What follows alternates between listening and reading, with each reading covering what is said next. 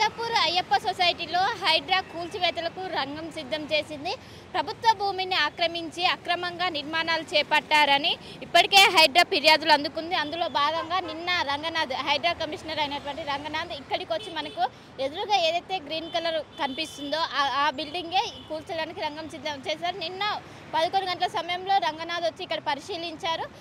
Permissions తీసుకోకుండా అక్రమంగా నిర్మించారంటూ ఎప్పుడైతే హైడ్రా ఏర్పడిందో హైడ్రా ఏర్పడినప్పటి నుంచి అనేక ఫిర్యాదులు వచ్చాయి. అందులో భాగంగా నిన్న ఇక్కడికి వచ్చి పరిశీలించి డాక్యుమెంట్స్ కావచ్చు అన్నీ కూడా వెరిఫై చేశారు.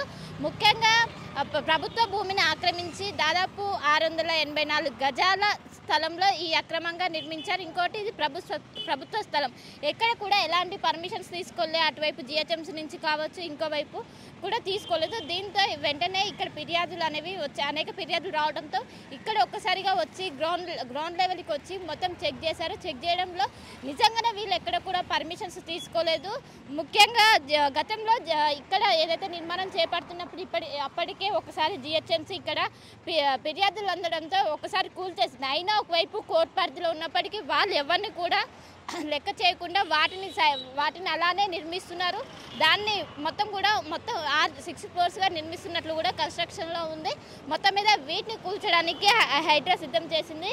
మొత్తం మీద ఇప్పటికే డిఆర్ఎఫ్ కావచ్చు, జిహెచ్ఎంసీ కావచ్చు, హైడ్రా కావచ్చు మూడు టీమ్స్గా ఏర్పడి 3 టీమ్స్ కూడా దీన్ని కూల్చడానికి రంగం సిద్ధం చేసింది. ఏ క్షణమైనా కూల్చే అవకాశాలు ఉన్నట్లు ఇప్పటికే హైడ్రా అధికారులు పేర్కొంటున్నారు.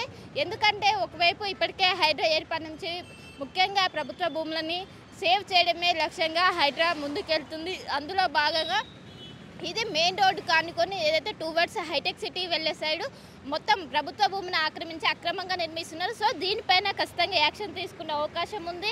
మొత్తం మీద ఏ క్షణమైన కూల్చే అవకాశాలు ఉన్నాయి. ఇప్పటికే ఏదైతే బుల్డోజర్స్ కూడా మరి కాసేపట్లో ఇక్కడికి చేరుకున్నాయి. ఇప్పటికే డిఆర్ఎఫ్ బృందం కావచ్చు వీళ్ళందరూ కూడా ఇక్కడికి చేరుకున్నారు.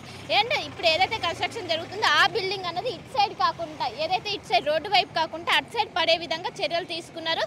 మొత్తం మీద ఎప్పుడు హైడ్రా రంగంలోకి దిగినా ప్రజలకు ఎలాంటి ఇబ్బందులు కాకుండా వాని కూల్చివేతల ప్రక్రియనే కొనసాగుతుంది. ఈసారి కూడా అదేవిధంగా ఎలాంటి ఇబ్బందులు తలెత్తకుండా ముఖ్యంగా ట్రాఫిక్ కావచ్చు వీటికన్నిటికీ ఏటికి కూడా ఇబ్బంది కాకుండా పక్కనే మెయిన్ రోడ్డు ఉండడంతో ఎలాంటి ఇబ్బందులు తలెత్తకుండా చర్యలు తీసుకొని భారీ బందోబస్తు నడుమ, ఎందుకంటే వాళ్ళు వచ్చేదైనా గొడవలు చేసే అవకాశం ఉండడంతో భారీ బందోబస్తు నడుమ ఏ క్షణమైనా కూల్చే అవకాశాలు ఉన్నట్లయితే మనకు స్పష్టంగా తెలుస్తుంది. కెనపర్సన్ వేణుతో కలిసి శిల్ప టీవీ హైదరాబాద్. మరిన్ని వీడియోస్ కోసం ఛానల్ ని సబ్స్క్రైబ్ చేయండి. లేటెస్ట్ అప్డేట్స్ కోసం వాట్సాప్ ఛానల్ ని ఫాలో అవ్వండి. ఆ లింక్ డిస్క్రిప్షన్ లో ఉంది.